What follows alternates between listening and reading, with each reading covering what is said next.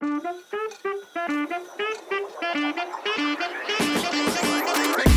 to the All Kids Can podcast, dedicated to supporting parents on their journey to nurture happy, successful children in every facet of life, particularly their journey through their education.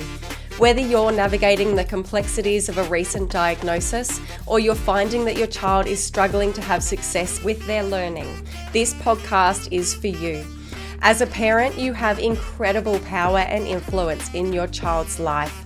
And with the right knowledge and strategies, you will be empowered to guide your child towards their best life. I'm your host, Christy Howarth, accredited dyslexia therapist, special education teacher, family coach, and mum of two brilliantly neurospicy kids of my own. Are you ready? Let's dive in.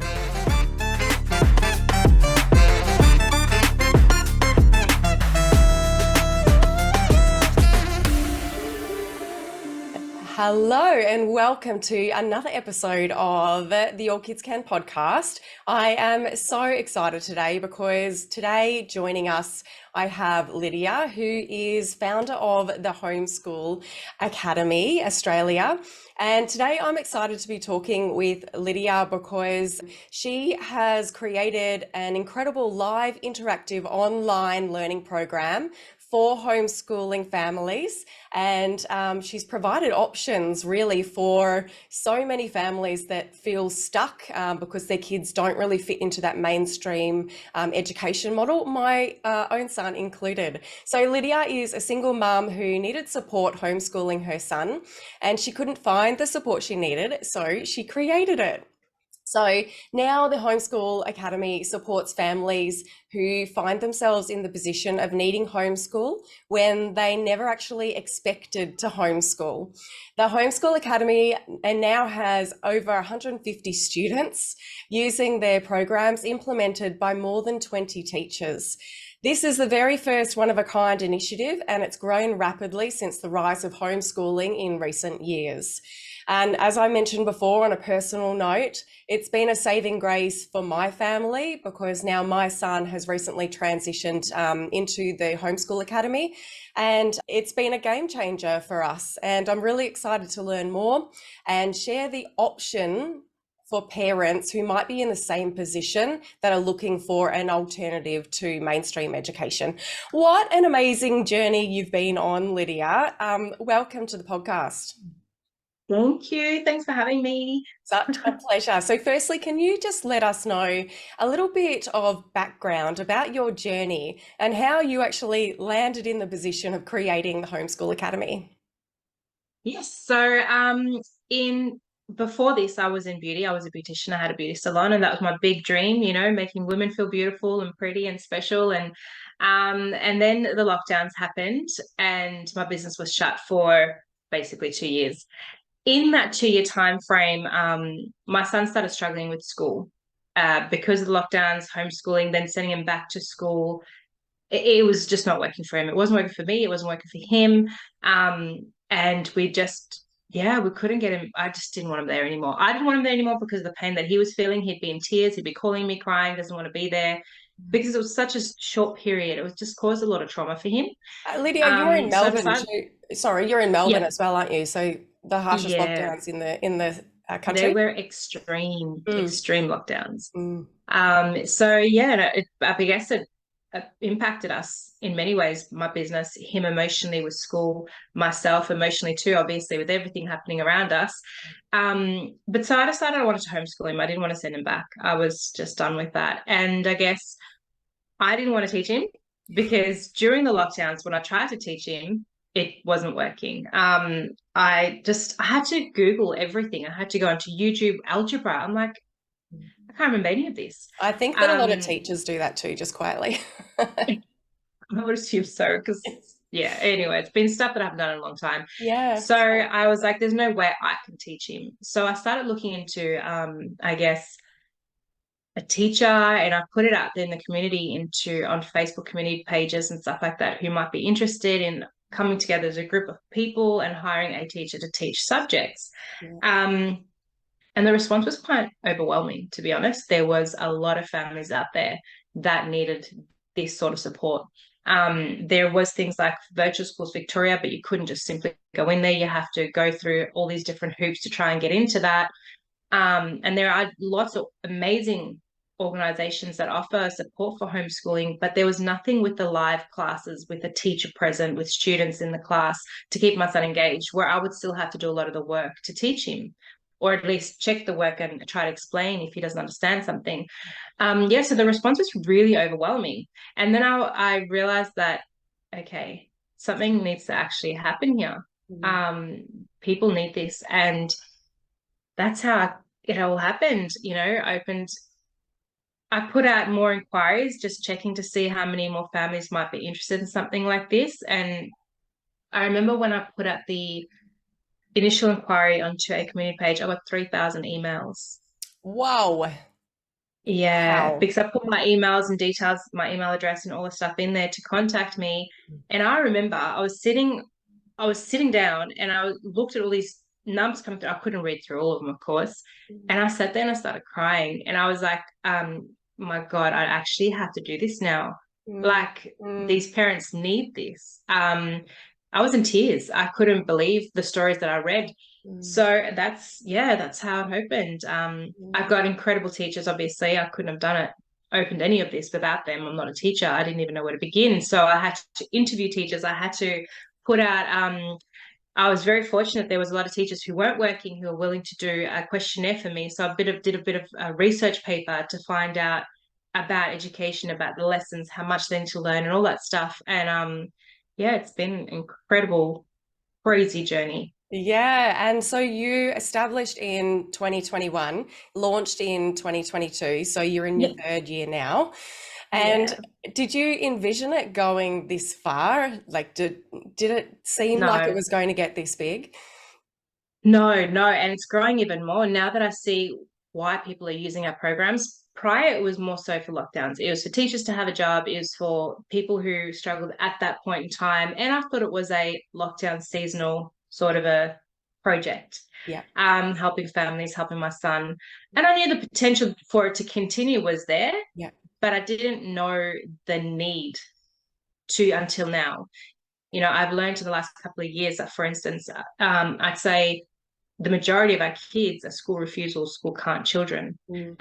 After lockdown, social anxiety has become, well, mental health has gone, AWOL basically, and it's been really hard on the children. So, um, what we provided was like an accidental find. It was like, oh wow, this actually serves a greater purpose than what I originally envisioned when I opened it, which Mm. has been an incredible blessing for myself Amazing. and for everybody else. Yeah, and for your son, I'd imagine as well. Yeah, Yeah. definitely. So for those people that don't understand what school can't is, can you just explain it? Because I'm guessing that you've seen it over and over again now and have a really Yeah. good understanding of it. Yeah.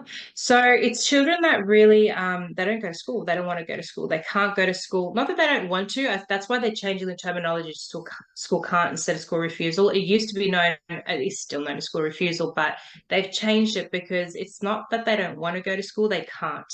They can't because they become anxious, because they're sick, because there's been bullying and there's trauma. And so these children will they'll fake a tummy ache. Although some of them actually get really sick. Some Yeah, of them will make themselves throw up yeah, before school. There will be tears. There'll be just a battle. And the parents that have children in this situation will know what I'm talking about, because it's brutal on the parents too. Seeing their kids so miserable, in so much pain, and there's nothing they can do. They don't know how to help. yeah. So yeah, kids, the signs of it is kids not wanting to go to school, kids saying they got headaches and tummy aches, kids then starting to make themselves sick, being called during the day Mm. saying your son or daughter need to be picked up. Yeah. Watching them eat, certain traits will start happening that you can start picking up on, depression, anxiety, eating disorders stem from this as well. Mm. So there are signs, but the most obvious sign, I guess, would be the fact that they really refuse. They're in tears because they don't want to go to school. Yeah, physically can't get Mm. there because I mean I've been there and we just recently watched the story that was it SBS that SBS put on. Did you see the school can't story? I'll No, link I it. should I'll watch link, that. yeah, I'll link it in the show notes. And when I watched it, it brought back a lot of memories. So my son now is in grade 5, so he's 11. So we've had 6 years, including foundation, that prep level. We've had 6 years of struggles. It's been up, it's been down, it's been up, it's been down. And when it's up, I feel like it's maybe only up because there's a lot of masking going on and he's just in Yeah. that survival mode. And we know that when kids are in that survival mode and they're not feeling safe to their core, that learning cannot happen. It's secondary to feeling safe. So the biggest change that we've seen in our son since starting with the Homeschool Academy only nearly 2 weeks ago is that he's in his own environment, he's really Mm. safe, and now he's talking on the computer, which is something that is pretty huge for him. So having autism, I don't really love the word or the term selective mutism, but he chooses when he can speak and when he can't based on his social anxieties. And just showing that he can sit in his room and access a curriculum and speak to other kids and the teacher shows a lot about, just the different options that we can have for kids that don't gel with the mainstream Mm. outdated system that we currently have. So yeah, it's a very emotional topic for me because it's been, I'm sure you speak to parent upon parent about, the tough time that they go through before they find you. Mm. Yeah. So, Yeah. Lydia, tell me, is it a goal for kids to return to mainstream education after attending the Homeschool Academy, or is it more of a long-term plan throughout their education? Because I know you do primary and secondary, bar 11 and 12, but that's coming soon. Or is it a case-by-case situation? I think it depends on the family. It depends on how important the family finds sending their child back to school. Some families are very happy with having their children at home and doing it this way because they don't miss any education at all. They can still go to uni, they can still achieve all the same things homeschooling. But then there are some families, because of work or because of just culture and the way they believe things should be, that might want to send their kids back to school. So either way, we can do both. For instance, just recently, one of our students, she joined us third term last year, and the plan was for her to be with us for a year, because she was a like extreme school refusal child, and had a lot of things going on, lots of anxiety, and the plan was to try and get her back into school by the end of this term. Mhm. By the end of last term, she was excited and she wanted to go back to school. She's a Oh, teenage girl. yeah, So they've gone back to school and she's loving it. yeah. But she wasn't able to do that. She hadn't gone to school for a very long time. Because now she was able to get confident again. She was able to catch up on the work she's lost. She's been able to start this the communication with people, like you were saying, being able to talk to other kids, and it's in a safe, controlled environment. So they start getting stronger and stronger and more Mm, confident. mm. And then if a child says for themselves, actually, do you know what? I'm ready to make friends. I'm ready to go to school. That's exciting, you That's know? it. That's a healing experience. That's what's happened there. Absolutely. Yeah, You know, amazing. for us, it's sad to see people go, but we were so excited. We're like, that's amazing. Like, we Because were that's able what she to wanted. help Yeah. her, Mm, and she mm. wants it. You know, no one's forcing her, no one's pushing it. And being a teenager, to have the choice is even more exciting because it gives them a sense of control over their lives, you know? So it just really depends on the family. It really, really depends. Obviously, there are some families that want to keep the kids at home, and they can because they're both at home or they're running a business from home, or they can afford it. So it's completely up to each family. Either way, they can transition in and out easily. They won't be missing out on anything. They will be able to, if they're leaving halfway through year 9 and go to school, they've not missed a thing. Yeah. They're completely prepared to go there. Yeah. And that's the thing I love about it is that you do have that flexibility.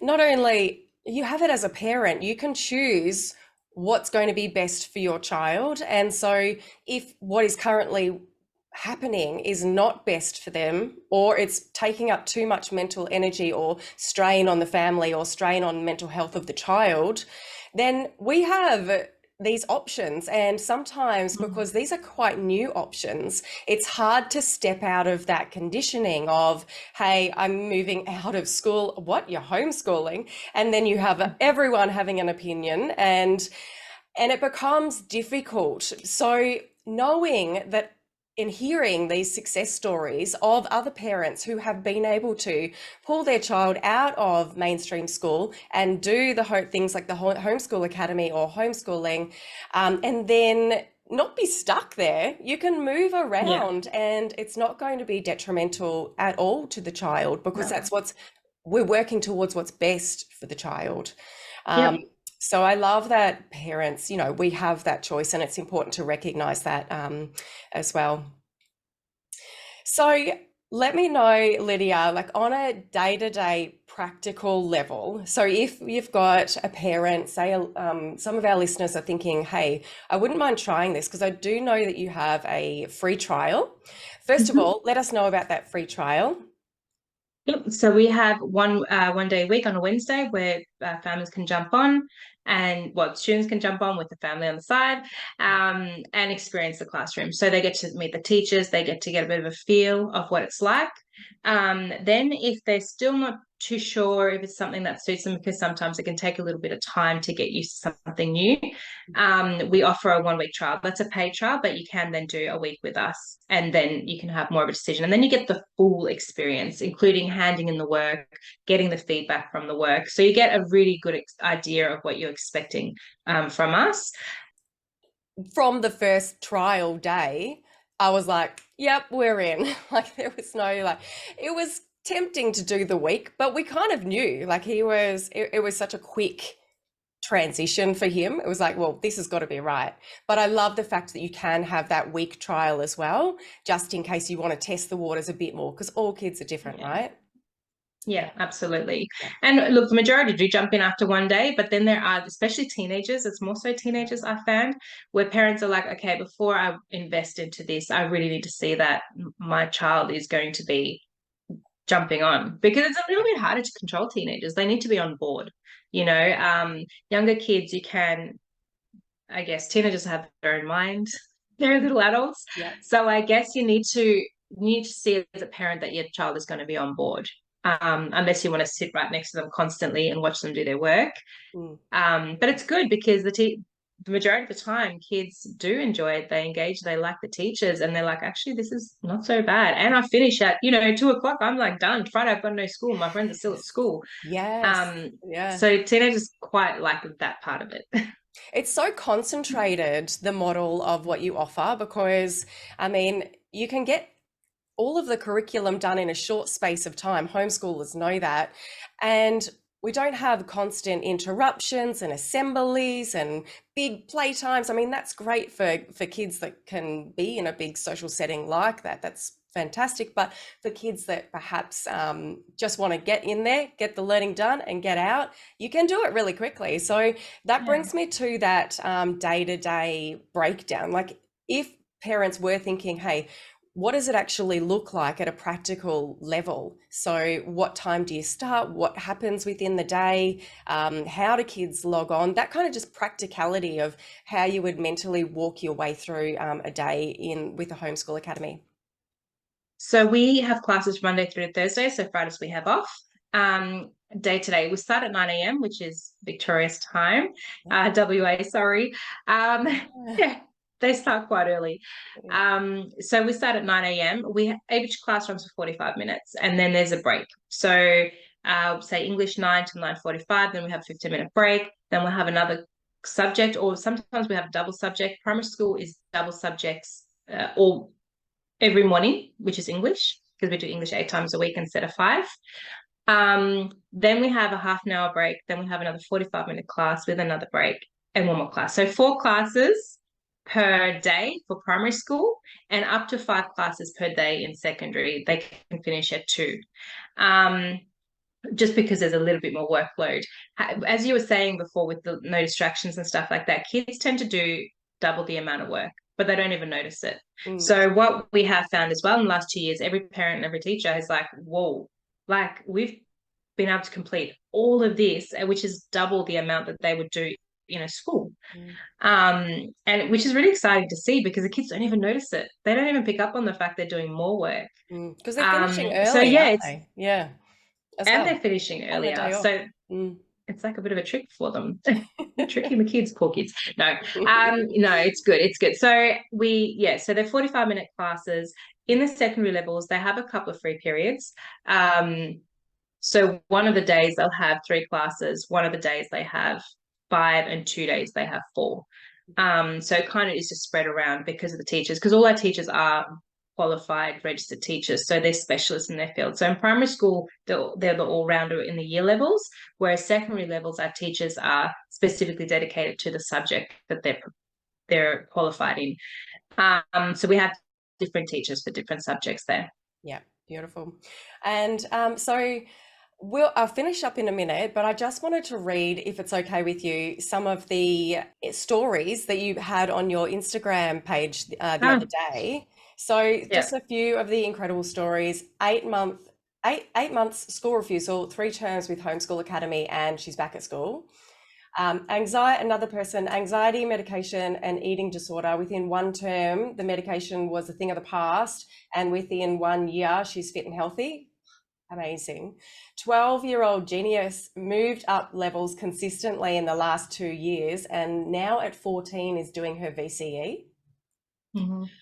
And that just shows how it can be so specifically tailored to that individual, which is what I love, because you do not get that in a mainstream model education. Had severe social anxiety, but through live interactive classes, structure, family support, and counselling is now distant memory. Just so many stories. So the impact that you're having on our kids, particularly our neurodivergent kids, is just incredible. So Lydia, thank you so much for joining us today. I know that my listeners are going to really get a lot out of this, because I have had many conversations about alternative options for our kids when what is currently happening with them is not working. So if people want to find out more about the Homeschool Academy, where can they find more information?